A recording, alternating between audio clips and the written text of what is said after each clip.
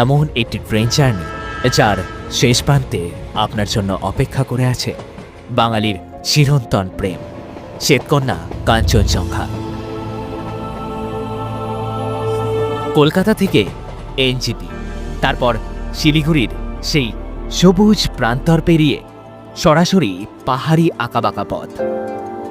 এই সফরটা শুধু একটা ট্রেনের কেবল রুটে ফেরা নয়, এ যেন বাঙালির নস্টালজিয়া, শৈশবের সেই অতি জনপ্রিয় স্বপ্নের ঠিকানায় আবার ফিরে যাওয়া। তবে এই প্রত্যাবর্তন আমার জীবনে আজ প্রথম, তাই বিগত 23 বছরের জীবনে সেই সমস্ত অধরা স্বপ্নগুলোকে আজ ছুঁয়ে দেখার পালা। কেমন ছিল আমার এই দীর্ঘ পথ পাড়ি দেওয়ার অভিজ্ঞতা, এনজিপি থেকে কিভাবে পৌঁছেছিলাম দার্জিলিং, সেখানে কোন হোটেলেই বা উঠেছিলাম, সমস্ত কিছুই যথারীতি থাকছে এই ভিডিওতে। তো চলুন দুম করে লাইক আর সাবস্ক্রাইবের পর্বটা সেরে শুরু করা যাক সেই রাতের গল্প, যা হয়তো আপনি ইতিমধ্যেই পার করে এসেছেন, কিংবা আমার মতোই এখনও প্রহর গুনছেন অধীর অপেক্ষায়।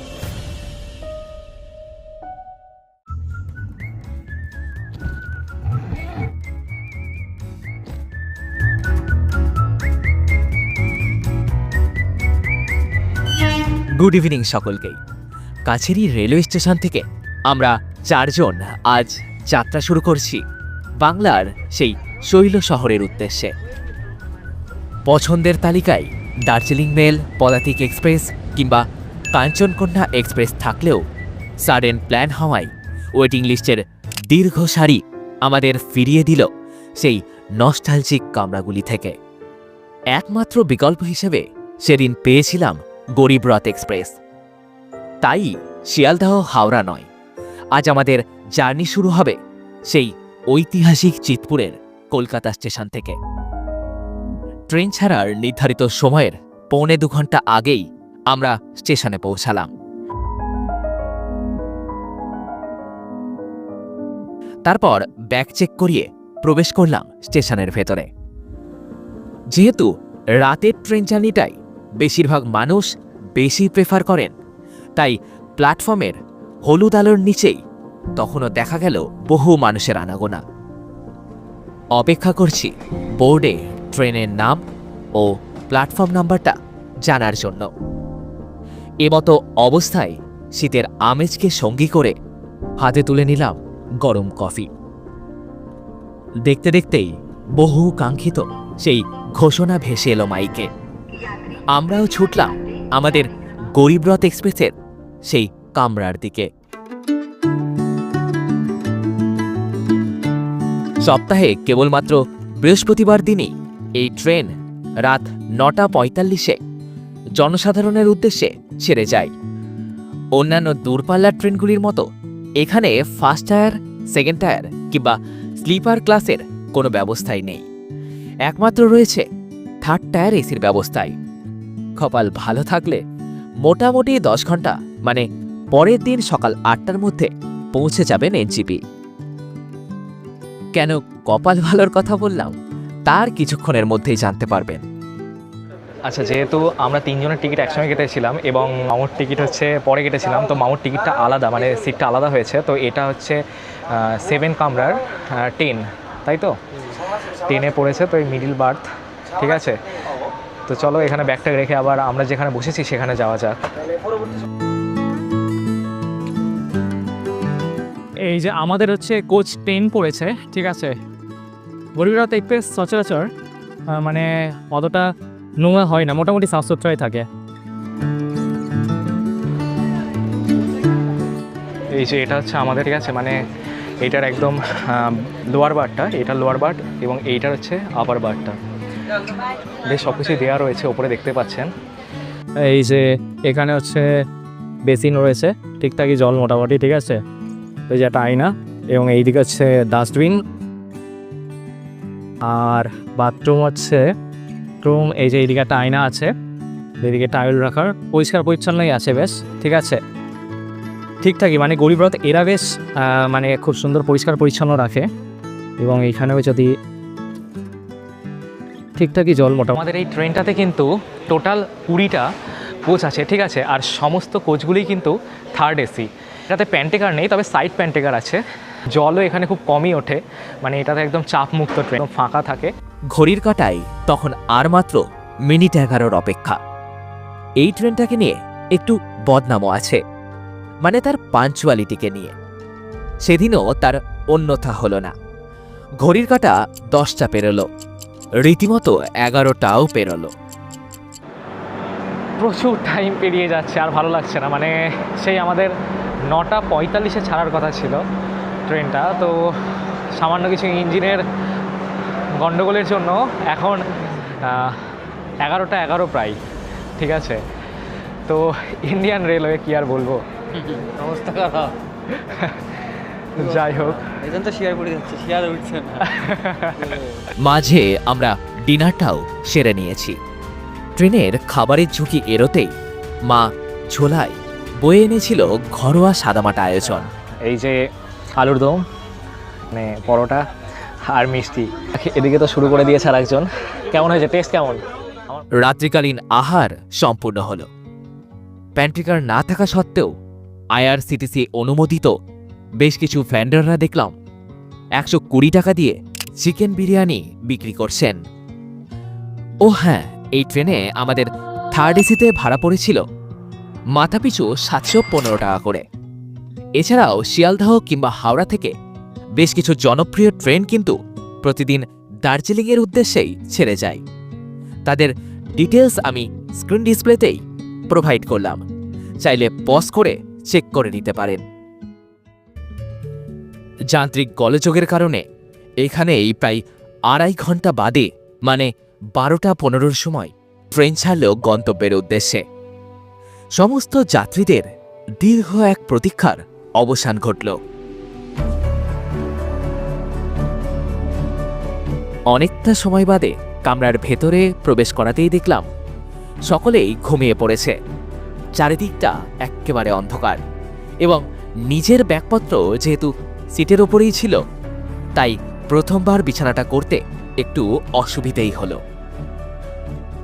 এভাবে কখন যে চোখটা এঁটে এসেছে বুঝতেই পারিনি। যখন চোখ খুলল দেখি ঘড়ির কাঁটা প্রায় 7টা ছুঁয়েছে।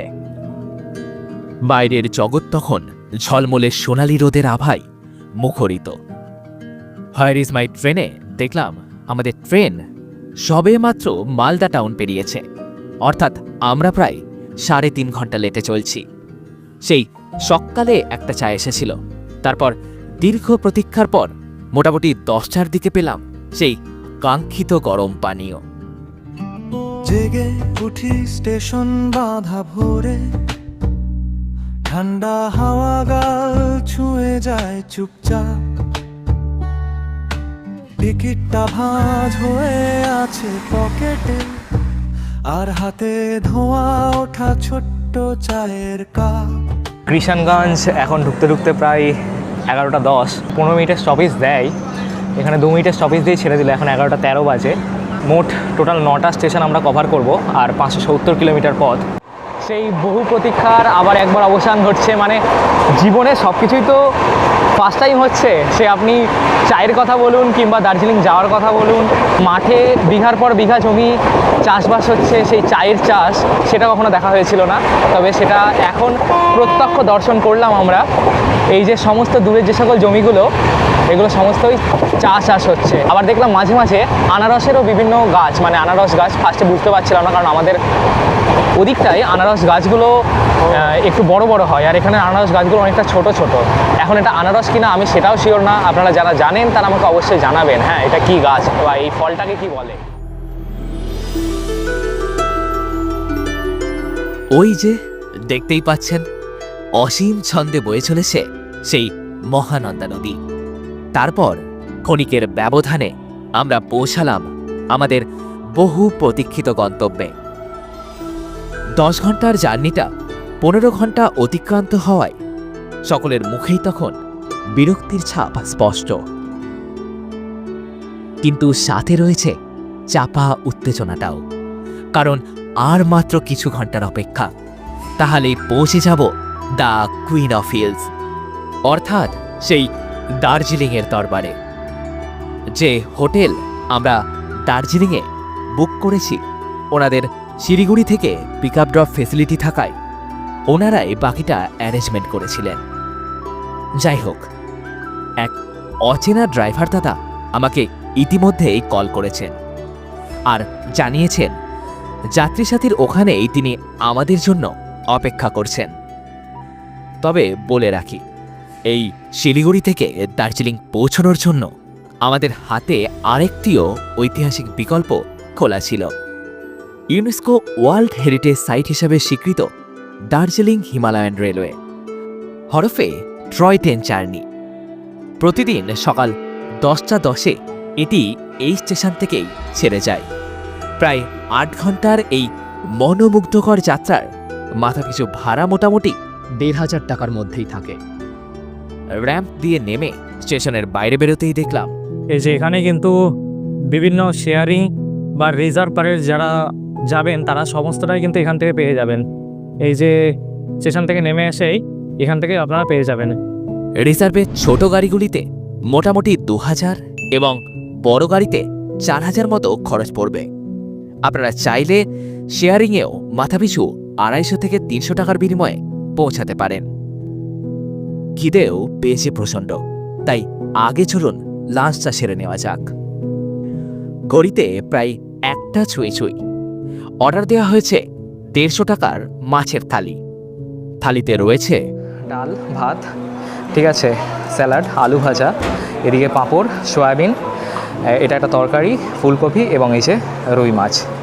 তো সকলে শুরু করে দিয়েছে, আর দেরি করবো না, প্রচণ্ড খিদে পেয়েছে। তো চলুন খেয়ে নেওয়া যাক।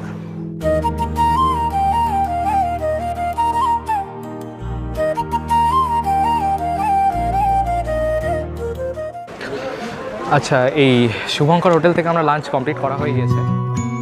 1 মিনিটেই পৌঁছালাম যাত্রী সাথীর সামনে। আমাদের হোটেলের ম্যানেজার মানে সম্রাটটা কাজের সূত্রে শিলিগুড়িতেই থাকায় উনিই আমাদের পিক আপ করলেন। এবং এই যে আমরা গাড়ি, তো আমরা এখন বেরিয়ে যাব। যেহেতু আমাদের ট্রেনটা প্রচুর লেট করেছে, সে কারণে অনেকটাই লেট হয়ে গেল, তাই আমরা লাঞ্চও সেরে নিয়েছি। এবং লাঞ্চের পরে চলুন এইবার যাওয়া যাক আমাদের কার্শিয়াংয়ের উদ্দেশ্যে। আমরা ফার্স্ট কার্শিয়াং যাব, তারপরে আমরা দার্জিলিং পৌঁছবো। মূলত দার্জিলিং শহরের মূল ভিড় এড়োতেই একটু নিরিবিলির খোঁজেই আমরা যোগাযোগ করি ওনার সাথে। যাই হোক, পরিপাটিভাবে ব্যাগপত্র গুছিয়ে ফাইনালি গাড়ির চাকা গড়ালো সেই পাহাড়ি অ্যাডভেঞ্চারের দিকে। এইবার স্ক্রিন ডিসপ্লেতেই খেয়াল রেখো, নচেত মনোরম দৃশ্যপটগুলি বেমালুম মিস হয়ে গেলে আমি কিন্তু দায়ী নই। এই যে এখান থেকেও কিন্তু দার্জিলিং যাওয়া যায়, ঠিক আছে, ডেলি বেসিসে এখান থেকেও কিন্তু গাড়ি ছাড়ে। আচ্ছা, জাংশন এরিয়া চত্বর এটা, ঠিক আছে। গাড়ি এবার দার্জিলিং মোড় ঘরে প্রবেশ করল পাহাড়ি পথ 55 নম্বর জাতীয় সড়কে। আগামী 61 কিলোমিটারের এই খাড়া চড়াই পথ অতিক্রম করতে সময় লাগবে প্রায় 4 ঘন্টার কাছাকাছি। এটা হচ্ছে মহানন্দা ওয়াইল্ড লাইফ স্যাংচুয়ারি। আর ওই যে আমাদের আরেক সঙ্গী, মানে ঐতিহাসিক এই টয় ট্রেন লাইন, যা এখন থেকে আমাদের পথের এক অবিচ্ছেদ্য সঙ্গী হিসেবে চলবে গন্তব্যের শেষ অবধি। আর পাশে কিন্তু এই যে আবার চা বাগান আমরা পেয়ে গিয়েছি, ঠিক আছে, যেটা আমরা ট্রেনে পেয়েছিলাম, তবে বেশ কিছুক্ষণ আমরা মিস করছিলাম, আবার পেয়ে গিয়েছি। যাই হোক, এবার কিছুটা সময় নিজেকে বিরতি দিচ্ছি। আমার মতো আপনারা উপভোগ করুন মিল্লি এই অসাধারণ রাস্তাটার সৌন্দর্য।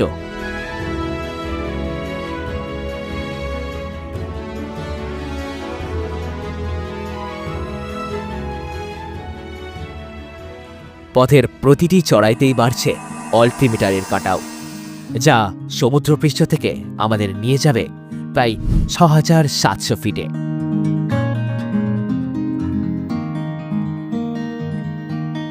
এই রাস্তাগুলো কিন্তু বেশ কিছু জনের ক্ষেত্রে বেশ সমস্যাদায়ক হয়ে ওঠে, মানে শরীরের মধ্যে একটু আনচান আনচান করে, এসব ব্যাপারগুলো চলে যারা ফার্স্ট টাইম আসে। যেহেতু আমাদের কাছে এই দার্জিলিং ভ্রমণ প্রথমবার, তাই আমাদের প্রত্যেকটা বাঁকেই কিন্তু আমাদের জন্য নতুন কিছু অপেক্ষা করছে। তো হ্যাঁ, একটা অ্যাডভেঞ্চারাস বা রোমাঞ্চকর ব্যাপার আমাদের জন্য সম্পূর্ণ এই সাফারটা।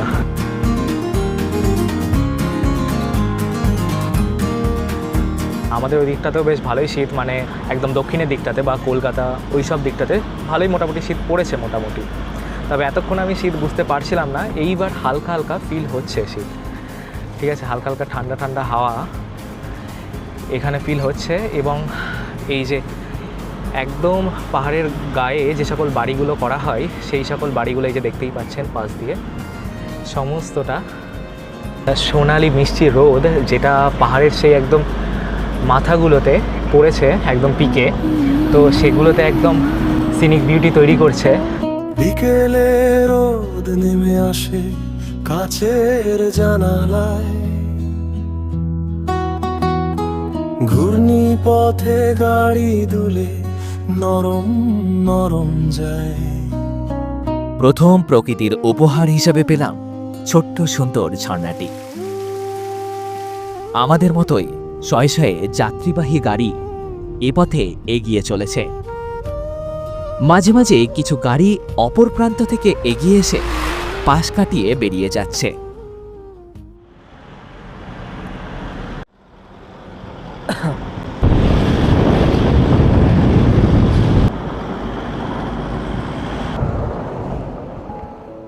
দুপুর গড়াতেই আমরা প্রবেশ করেছি কার্শিয়াং শহরে, যে শহর জানা অজানা বহু ইতিহাস আজও বহন করে চলেছে। জরুরি কিছু কাজের তাগিদে দাদা এখানেই যাত্রা বিরতি নিলেন, তবে আমাদের গাড়ি এগিয়ে চলল। পরন্ত বিকালের অস্ত্রমিত সূর্য এই যে এই সাইডে অস্ত্র যাচ্ছে, আর নেপালি সুরের মাঝে আমরা আর মাত্র 9 কিলোমিটারের মধ্যে আমরা পৌঁছে যাব আমাদের ডেস্টিনেশনে। খুব সুন্দর লাগছে, তবে একটা জিনিস হচ্ছে একটু অড লাগছে, সেটা হচ্ছে সকলেরই কানে আর কি ধাপা ধরে যাচ্ছে। ঠিক আছে, মানে দার্জিলিংয়ে আমার এই প্রথম, তো এইবার আমি এটা জানতাম না যে ধাপা ধরে, তো আমার ওরকম ধাপা ধরছিল। আমি এইবার ভাবলাম ওটা মনে হয় আমার ঠান্ডা লাগার জন্যই হচ্ছে। যাই হোক, আমি চুপ করেছিলাম, আমরা সকলেই চুপই করে আছি। হঠাৎ করে মা বলছে কানে ধাপা ধরে যাচ্ছে। এইবার সবাই মুখ খুলেছে যে আমারও ধাপা ধরে যাচ্ছে কানে, আমিও শুনতে পাচ্ছি না। দিয়ে ব্যাপারটা ড্রাইভার দাদাকে জিজ্ঞাসা করাতে উনি জানালেন যে এটা সমস্যাটা হয় যখন পাহাড় থেকে নামার সময়, মানে আমরা যখন নামবো সেদিন হয়, তবে না জানি কেন আমাদের ওঠার সময়তেই হচ্ছে। ভাই 24টা ঘন্টা পেরিয়ে গিয়েছে, আমরা এখনও জার্নি করে যাচ্ছি একমাত্র ইন্ডিয়ান রেলওয়ের জন্যই আর কি। একবার হাই কার দিজিয়ে আপ। হাই। তো বাইরে নামতেই এখন সেই কনকনে শীতটা সেটা অনুভব করছি, বাপরে।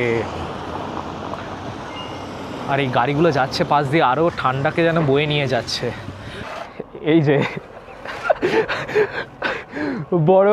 নিজেকে বড় পালোয়ার হিসাবে পরিচয় দিয়েছিল কিছুক্ষণ আগে, তবে দার্জিলিংয়ের কনকনে হিমেল বাতাসের কাছে হার মেনে শেষমেশ নিজের পরাজয় স্বীকার করে এই যে অবশেষে সোয়েটার পরেছে এবং টুপিও মাথায় দিয়ে নিয়েছে। ধাবায় ঢুকতেই যে চারটি কারাক চায়ের অর্ডার দিয়েছিলাম, সেই ধোয়া ওঠা কাপগুলি দেখে যেমন মনটা জোরালো, তেমনি তা পান করে শরীরও একেবারে চনমনে হয়ে উঠল।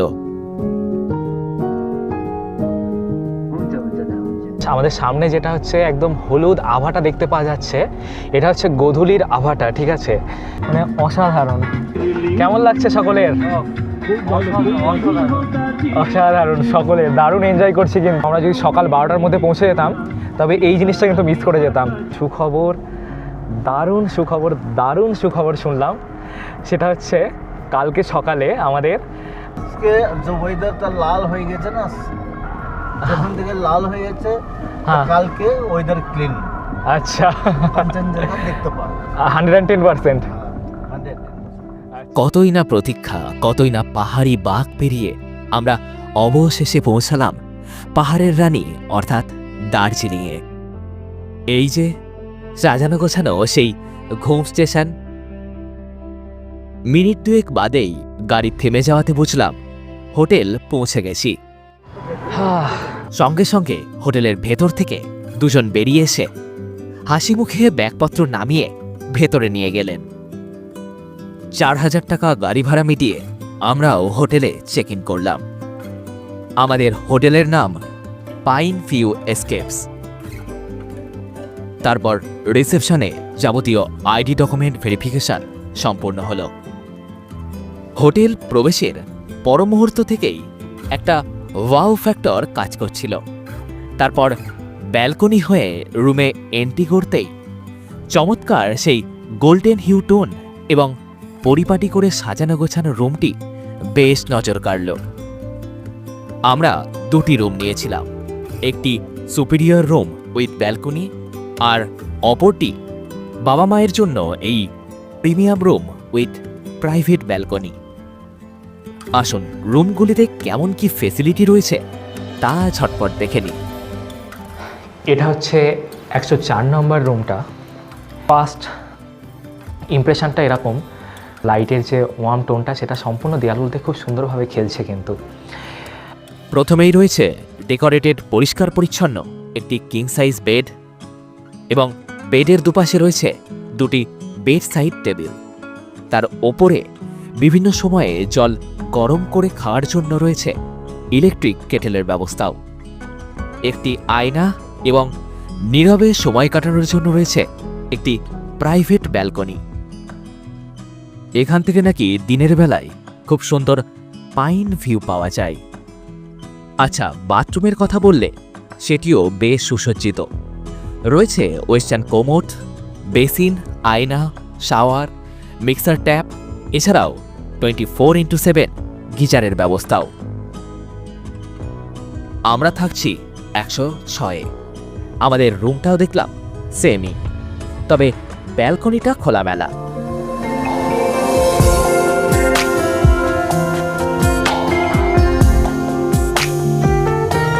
প্রতিটি কোণার সেই প্রিমিয়াম টাচটা আমার তো দারুণ রুচিসম্মত লেগেছে।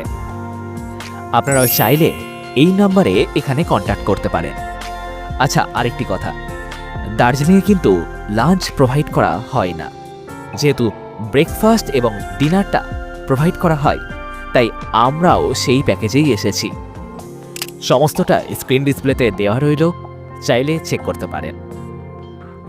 ঘড়ি যেহেতু 7:30 গণ্ডি পেরিয়েছে, তাই আজ আর ম্যালের সাইডে যাওয়া হলো না।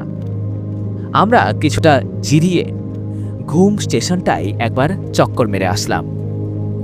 ঠান্ডা এড়াতে যে হিটারের কথা জানিয়েছিলাম তা দেখছি ইতিমধ্যেই দিয়েছে। এখন আবার তিনি চা নিয়ে এসেও হাজির। সন্ধ্যায় দার্জিলিং এ চা, এক চুমুকে হালকা ঘোর, ধীরে ধীরে সময় থেমে যায়, আর লাগে না কিছু আর কিছু। আচ্ছা, এখন 9টা বাজছে আর আমরা ডিনারের জন্য চলে এসেছি।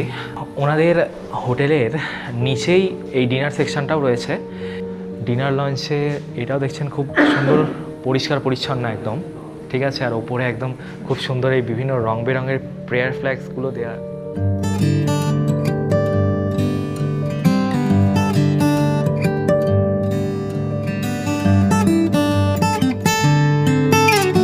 ধোয়া ওঠা একের পর এক পদ এসে আমাদের টেবিল ভরাট হলো। যা ঠান্ডা পড়েছে তাতে জলদি না খেয়ে নিলে যে তা ঠান্ডা হতেও টাইম লাগবে না তা ভালোভাবে বোঝা যাচ্ছিল। আচ্ছা, আমাদের ডিনারে রয়েছে সাদা ভাত আর কি, ডাল রয়েছে, ভেজ ডাল, এটা হচ্ছে ফুলকপির তরকারি, স্যালাড দেওয়া ছিল এবং এই যে মাছ, ঠিক আছে, রুই মাছ। দীর্ঘ সফরের পর এই নিদারুণ নৈশভোজের তৃপ্তি যে এক শান্তিময় ঘুমের পূর্বাভাস দিচ্ছে তা বুঝতেই পারছি। অবশেষে হোটেলের ব্যালকনিতেই সমাপ্ত হল লাইফের ওয়ান অফ দ্য বেস্ট একটি দিন এবং এই ভ্লগেরও। পরবর্তী ভিডিওগুলিতে থাকবে দার্জিলিংয়ে কাটানো বাকি দিনগুলির সব রোমাঞ্চকর অভিজ্ঞতার গল্প। কিন্তু আজকের এই জার্নিটা কেমন লেগেছে তা কমেন্টে জানাতে ভুলবেন না কিন্তু।